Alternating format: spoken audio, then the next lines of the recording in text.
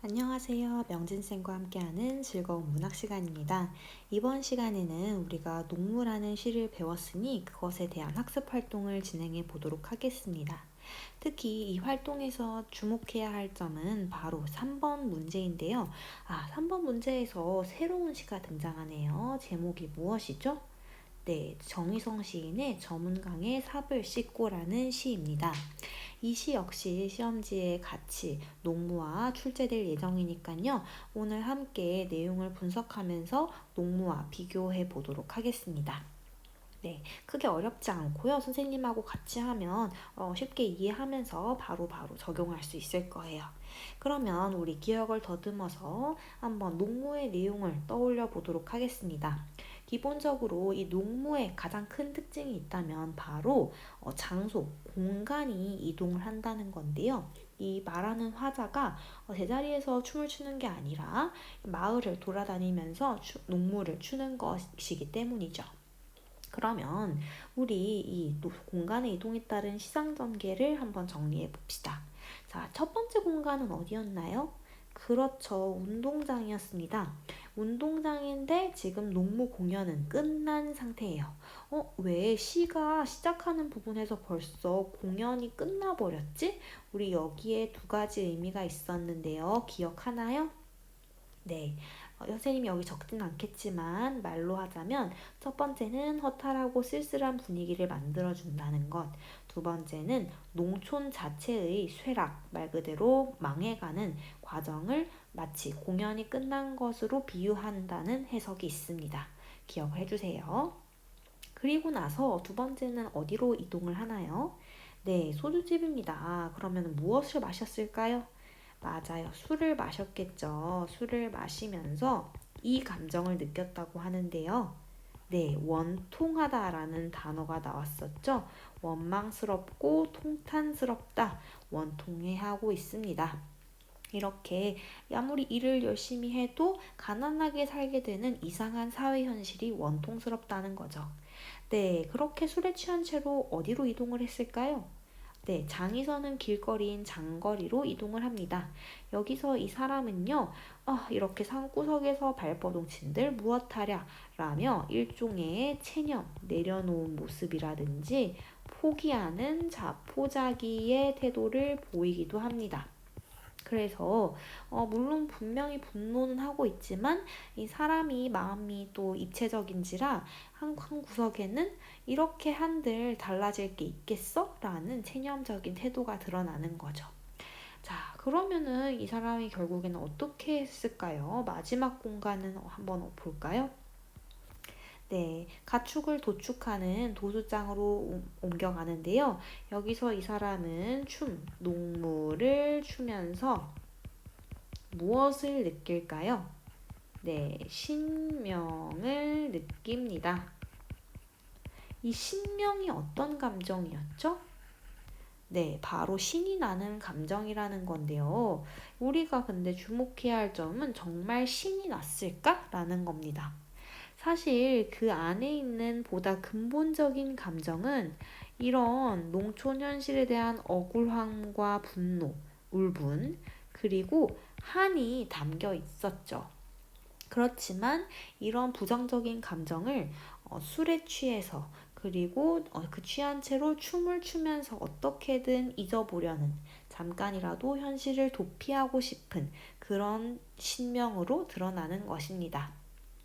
그래서 여러분들은 이 신이 난다는 감정이 정말 즐겁고 행복해서가 아니라 잠깐이라도 이 비참한 현실을 떠나보내려는, 취해보려는 신명이라는 것을 이해하면 좋을 것 같아요. 네, 그래서 공간의 이동에 따른 시상 전개해 보았고요. 자, 2번으로 넘어가 보겠습니다. 2번은요, 기본적으로 이 시를 그냥 시 자체로만 볼 것이 아니라 이 시가 쓰인 시대 상황과 엮어서 이해를 해보라는 겁니다. 어떤 시대 상황이었을까 한번 같이 볼게요. 기본적으로 70년대에 쓰인 시고요. 그 70년대 상황을 알기 위해서는 60년대로 거슬러 올라가서 연결해 보아야 하는데 6, 70년대는 자본주의, 그러니까 내가 일한 만큼 돈을 받고 그 돈으로 내가 생활하는 그런 자본주의 사회구조가 발전하면서 산업화와 도시화가 급속하게 진행이 됩니다. 이렇게 빠른 속도로 진행된 산업화 도시화는 우리 사회의 계급 구조를 바꾸게 되는데요. 어떤 구조일지 함께 봅시다. 네, 60년대에는 우리나라 전체 인구 가운데 58.3%가 차지한 사람이 누구다? 네, 농민이다. 그럼 선생님이 원그래프를 그려보겠습니다. 원그래프를 그려서 이렇게 색칠을 해보면은 거의 60%니까요. 이만큼이 전 국민의 절반 이상이 농사를 짓는 농민이었다는 거죠. 이렇게 많은 사람들이 과연 어떻게 됐을지 계속 읽어봅시다. 그런데 미국에서 들여오는 엄청난 양의 잉여 농산물, 그러니까 남는 농산물, 얘들은 굉장히 저렴한 가격이 들어오고요. 또 우리나라 정부에서도 저고가 정책, 너네 이 가격 이상으로 쌀 팔지 마 하고 강제적으로 주문을 한 정책이 당시 60년대 후반쯤에 등장을 하게 됩니다. 그래서 굉장히 먹고 살기가 힘들어졌다는 거죠. 이 58.3%에 다다랐던 농민들이요. 결국 에휴 못해 먹겠다 농촌을 떠나야겠다 차츰 농촌을 떠났고 우리 이것을 이촌향도라고 배웠습니다. 네, 농촌을 떠나서 도시로 가고요. 그렇게 되니까 농사를 짓는 농업 인구는요, 막판에는 37.5%로 줄어듭니다. 37.5%니까 한 요 정도? 요만큼이나 밖에 안 남아요. 근데요, 더 중요한 거는 이렇게 남은 사람들도 넉넉하게 산 게 아니라 오히려 빚을 많이 졌다는 거죠. 이상하다. 일을 해서 농작물을 생산해도 왜 그게 오히려 빚으로 돌아오는 거지? 점점 가난에 악순환에 빠집니다. 사회 구조가 그렇게 만들었기 때문이에요. 그래서 정리하자면 6, 70년대 우리나라 농촌의 상황은 도시와 비교했을 때 그 산업화에서 소외되고 그렇기 때문에 가난해질 수밖에 없는 상황이었다는 걸 이해하면 될 것 같아요. 농무는 이런 농촌을 배경으로 한 시입니다. 그러면 우리가 이해를 충분히 했으니까요. 1번에 산업화 때문에 생계비조차 마련하기 어려운 농민의 상황이 어느 부분에서 드러나는지 함께 보겠습니다. 힌트는요, 생계비, 돈입니다. 돈과 관련된 단어가 있었나요? 네, 봅시다. 여기 되어 있네요. 비료값도 안 나오는 농사 따위야. 비료값. 농사를 짓는데 정작 그 팔아서 번 돈이 비료를 사는데 쓴 돈보다 적게 나왔어. 그래서 생계비조차 마련하기 어렵다는 것이 즉각적으로 드러납니다. 비료값도 안 나오는 농사 따위야. 에서 드러나네요. 네, 두 번째는요. 농민들의 이농, 그러니까 농민들이 농촌을 떠나서 그 쓸쓸해진 모습, 농촌이 드러나는 구절이 있는지 찾아보자는 겁니다. 우리 시를 분석할 때 이미 파악을 했었죠? 네, 따라붙어 악을 쓰는 건 쪼무레기들 뿐. 이렇게 춤을 추는데 뒤에 따라붙는 것은 젊은 청년들이 아니라 아주 어린애들, 아이들이 붙어서 오는 것에 지금 농민들이 이농을 해서 농촌이 굉장히 텅 빈 상태구나 라는 것을 알 수 있습니다. 마지막으로요. 이렇게 이 시를 통해서 시인이 전하고자 하는 메시지가 무엇이냐는 겁니다. 기본적으로 시인은요. 이러한 농촌의 모순된 현실을 개선하기 위해서는 개선한다는 것은 좋은 쪽으로 바꾼다는 뜻인데요. 개선하기 위해서 적극적으로 저항해야 한다. 우리가 목소리를 내야 한다. 가만히 있으면 해결 안 돼. 그래서 이렇게 시도 써서 발표하고 시위도 하고 뭔가 단합해서 움직여야 된다는 것을 말하고 싶었던 거죠. 그래서 여러분들이 또 추가적으로요. 개선이라는 단어 밑에 타파라는 단어를 하나 적어주세요. 이렇게 잘못된 사회적 구조적 모순을 깨부숴야 하기 위해서 저항한다는 겁니다. 타파라는 건 깨부순다, 파괴해서 없앤다 라는 뜻이거든요. 그래서 이런 단어도 꼭 기억을 해주세요. 좋습니다. 2번 문제까지 했고요. 다음 페이지로 계속 넘어가겠습니다. 잘하고 있어요.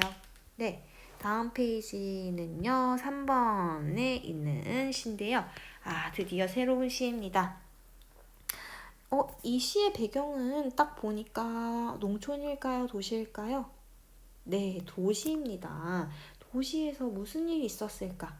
선생님은 한번 이렇게 상상해 볼게요. 아까 농무 시에서요, 주인공 말하는 화자가 있었잖아요. 그 사람이 그렇게 열심히 저항하다가 만약에 이농을 했다고 칩시다. 그러니까 농촌을 떠나서 도시로 돈을 벌기 위해 왔다고 상상을 하는 겁니다. 그 이후의 이야기를 한번 에필로그처럼 볼 건데요. 정말 그 당시에 도시로 가서 떵떵거리며 잘 살았을지, 혹은 여전히 일을 해도 가난한 그런 상황이었을지 그의 이야기를 들어보자는 겁니다. 네, 그러면 한번 볼게요. 기본적으로 도시 노동자인데 70년대 노동자입니다. 저문강에 삽을 씻고, 지금 저물다 라는 단어가 시에 전반적으로 나오는데요. 이 저물다 라는 단어 여러분 알죠? 해가 저문다 라는 말을 쓰죠. 해가 내려간다, 사라진다 이런 뜻인데요. 이런 단어는요, 하강, 내려간다, 하강의 이미지가 자연스럽게 환기되는 특징이 있습니다. 네, 하강의 이미지가 아주 뚜렷한 시어라는 거. 뭔가 조금 벌써 우울하고 가라앉는 분위기 같네요. 네, 그런 다음에 삽을 씻는다는 것은요, 말 그대로 지금 이 삽은 노동자의 삽이에요. 이 사람이 노동을 하는 이유는 생계를 벌기 위함이고요. 생계의 수단이 삽이라는 것까지 알 수 있습니다. 좋습니다. 그러면 그 이야기를 들어봅시다. 흐르는 것이 물뿐이랴.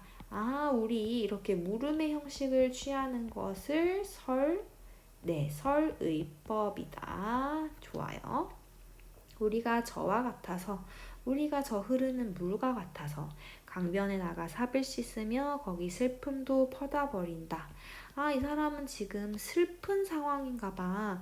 왜냐하면 지금 농촌에서 도시로 올라와서 노동을 하고 있는 상황인데, 그렇게 노동을 해도 뭔가 상황이, 형편이 쉽게 나아지지 않는 거죠. 그런 지금 자신의 형편이 매우 괴롭고 또 슬픈 겁니다. 그래서 그것을 삽을 씻으면서 같이 덜어내려고 하고 있습니다. 네, 일이 끝나 저물어 스스로 깊어가는 강을 보며 쭈그려 앉아 담배나 피우고 나는 돌아갈 뿐이다. 지금 이 사람이 하루 노동은 끝났나 봐요. 그래서 저녁쯤 된 것 같고요. 쭈그려 앉아 강을 보며 담배나 피우고 있습니다. 농무처럼 뭔가 적극적으로 춤을 추면서 해소를 한다든지, 아니면 저항을 하려는 뭔가 에너지가 있다든지 하는 게 아니라 굉장히 지친 모습이에요. 뭔가 별다른 행동을 하지 않습니다. 우리가 그것을 소극적으로 현실에 대응한다 는 용어로 정리할 수 있거든요. 소극적인 현실 대응이 여기서 드러납니다. 그리고 나는 돌아갈 뿐이다. 어디로 돌아갈까요? 네, 집으로 가겠죠. 일이 끝났으니까. 그래서 이 집으로 돌아가는 게 뭔가 이렇게 힘들고 문제가 많은 도시를 탈출한다, 얘가 여기 벗어난다, 뜬다 이게 아니라 그냥 그 도시 안으로 다시 적응하러 돌아간다는 데서 굉장히 지친 모습, 무기력한 모습이 드러납니다.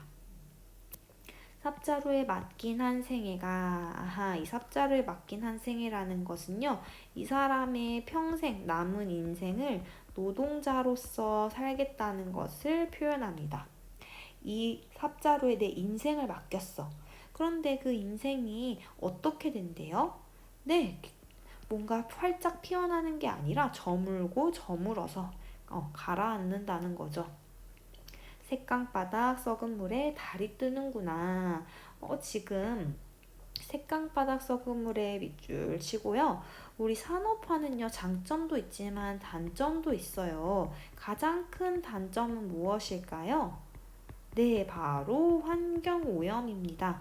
환경오염은 정말 피할 수 없거든요. 그래서 물도 썩어버립니다. 뭐 공장에서 나오는 폐수 이런 것들이 녹아들면서 물이 썩게 되는데요. 거기에 달이 뜬다는 겁니다. 이때요, 여러분, 뭔가 달이라는 밝은 존재, 뜬다는 상승의 이미지, 긍정적으로 화자가 태도 변화를 보이는 건가요? 라고 해석할 수도 있는데요. 중요한 부분은 지금 썩은 물에 달이 뜬다는 거죠. 그래서 물이 한번 썩으면 돌이키기 어렵거든요. 그런 상황을 고려했을 때 지금 이 달이 뜬다는 해석은요. 그냥 어제도 오늘도 내일도 나는 똑같이 힘들게 가난하게 사는 것 같아. 그런데 달이 뜨는 것도 그렇지 않나? 달은 어제도 오늘도 내일도 똑같이 뜨게 될 거야. 변하지 않는 사실이야. 내 인생도 마찬가지인 것 같아. 이렇게 가난한 희망 없는 미래에 대한 기대와 희망이 없는 삶이 그냥 내일도 똑같을 거니까 지긋지긋하게 반복돼 달이 뜨는 것처럼 이라고 해석을 하는 것이 더 상황에 알맞아 보입니다. 네, 그 다음에 우리가 저 달과 저 흐르는 썩은 물과 같아서 흐르는 물에 삽을 씻고 먹을 것 없는 사람들의 마을로 다시 어두워 돌아가야 한다. 아하, 지금 이 사람이 집이 있는 마을이 있는데요. 마을에 무엇이 없대요? 네, 먹을 것이 없습니다. 굶는다는 거죠. 기본적으로 산업화는요, 여러분, 그것의 혜택을 보는 사람도 있지만, 사실은 그 주류에 끼지 못하고 소외된 사람들도 만만치 않게 많았습니다. 특히 노동자들이요. 그래서 이런 소외된 노동자들은 정말 농촌이랑 크게 다를 거 없이 가난하고 비참하게 살았던 겁니다. 선생님이 여러분들한테 70년대 노동자들이 어떻게 생활을 했는지, 얼마나 열악하게 살았는지 영상을 보여줬죠. 그래서 거기 보면은 뭐 하루에 14시간에서 많게는 16시간을 노동을 했고, 정작 버는 돈은 몇천 원 안 된다. 그래서 정말 다들 힘겹게 농촌에 올라왔는데도 형편이 크게 나아진 게 없었다. 오히려 건강만 해치는 상황이었다라는 것을 함께 살펴보았는데요. 이 시도 그런 배경이 담겨 있는 겁니다. 그래서 결국 이 사람은요, 다시 어두워 그 마을로 돌아가야 한다라고 말합니다. 왜냐면요, 너무 지쳤어요. 이제는요, 저항하거나 분노할 힘도 없고요. 그냥 돌아가야죠 뭐 하면서 체념하는 태도, 그리고 현실을 받아들이는 현실 수용의 모습을 보여줍니다. 네. 그래서 이 시를 이렇게 살펴보았는데요. 도시로 간다고 해서 이렇게 해피엔딩이 되는 건 아니었구나. 오히려 거기서도 참 힘들고 더 새로운 고민이 존재할 수밖에 없었구나. 노동자의 그런 숙명을 벗어나기는 어려웠구나. 라는 것을 알 수 있었습니다. 네, 상당히 우울하고 또 가라앉은 분위기죠. 농무하고 비교를 하면은 훨씬 그게 생생하게 드러납니다. 그렇다면 우리가 이 시를 이해를 한 것을 토대로 한번 밑에 문제를 볼 건데요. 1번 패스, 2번도 선생님이 농무해서 필기를 같이 했으니까 우리라고 왜 불렀을지 한번 여러분들이 다시 정리하면서 기억을 해주세요. 그러면 3번만 하도록 하겠습니다. 네, 기본적으로 이 두 시 무엇일까요? 제목이. 네, 첫 번째는 농무, 두 번째가 저문강에 삽을 씻고 라는 시였습니다. 이 농무와 저문강의 삽을 씻고는요, 기본적으로 둘 다 체념의 태도가 드러납니다. 농무에서는 어디서 드러났을까요? 기억나는 친구? 네, 여기서 드러나죠. 산구석에 처박혀 발버둥친들 무엇하랴? 이 깡촌에 처박혀서 내가 저항한들 무엇하랴? 이런 농사 따위야 여편네에게나 맡겨두고 야 농사 때려쳐 때려쳐 포기해 포기해 이런 체념적인 태도가 농무에서도 분명히 드러나는데요. 이제 그 다음이 중요합니다. 하지만 농무는 결국 이렇게 계속 추는 걸로 끝나잖아요. 왜냐하면은 이런 현실에 대해서 분노할 에너지가 있고요. 그것을 통해 잘못된 사회에 저항하려는 것을 보여주기 때문이죠. 그런데 저문강의 사불식고는요, 음, 분노하는 건 없어요. 화를 내는 것은 정말 찾아보기 어렵습니다. 오히려 지치고 낡은 상태예요. 굉장히 피로한 느낌이 강하고요. 그런 점을 고려했을 때 이 사람은 무력감이 강합니다. 무기력함. 그래서 저항이 아니라 현실을 받아들이는 수용의 태도가 더 두드러진다는 거죠. 네, 여러분들은 그래서 지금 좀 유의 깊게 봐야 할 게 체념이라는 공통된 정서가 분명히 담겨 있는데요. 그럼에도 불구하고 그 뒤에 오는 정서, 분노, 저항, 저문강의 삽을 싣고는 무력감과 수용이 더 두드러진다는 것을 여러분들이 꼭 차이점을 파악하길 바랍니다. 그래서 분노, 그리고 저항, 아니다. 수용. 네. 요거랑 차이를 비교를 하면서 머릿속에 꼭꼭 심어두길 바랍니다. 그래서 우리가 지금 전문강의 사불식고까지 함께 분석을 해보았고요. 이번 수업은 여기까지 하도록 하겠습니다. 모두 집중하느라 고생 많았어요. 다음 시간에 볼게요. 안녕.